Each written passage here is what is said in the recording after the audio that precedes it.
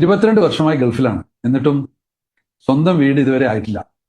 വിഷമിക്കണ്ട, നിങ്ങൾ തനിച്ചല്ല. മറ്റുള്ളവർക്ക് വേണ്ടി ജീവിക്കുന്ന നൂറുകണക്കിന് ഗൾഫ് മലയാളികൾ നമുക്ക് ചുറ്റുമുണ്ട്. പക്ഷേ അവരുടെ സ്വന്തം ജീവിതത്തിന് വേണ്ടി എന്ത് ചെയ്തു എന്ന് ചോദിച്ചാൽ അവർ വല്ലാണ്ട് ബേജാറാവുന്നത് കാണാം.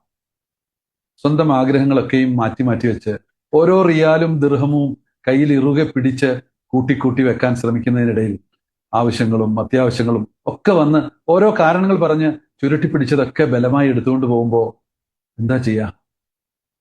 ലീവിന് നാട്ടിലെത്തിയാൽ നാം ഏറ്റവും കൂടുതൽ കേൾക്കുന്ന ചോദ്യം എന്താ? വീട് പണി ഇതുവരെ തുടങ്ങിയില്ലേ? കൂട്ടത്തിൽ ഇങ്ങനെയൊന്നും പോരാ മോനെ എന്ന മറ്റുള്ളൊരു ഉപദേശവും. വെറുതെ ഒന്ന് മനസ്സ് വിഷമിപ്പിക്കാൻ അല്ലാതെ ഒരു ഉദ്ദേശവും ഇക്കൂട്ടർക്കില്ല. വല്ലാണ്ട് മനസ്സ് വിങ്ങുമ്പോൾ ഇത്തവണ എന്തായാലും എന്നൊക്കെ ഒരു ഉറച്ച തീരുമാനം എടുക്കും. ആ ചൂടിൽ ആരെയൊക്കെയോ വിളിക്കുകയും കാണുകയും ഒക്കെ ചെയ്യും.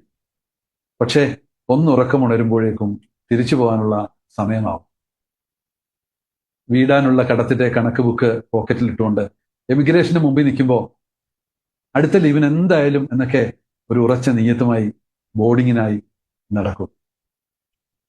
കടം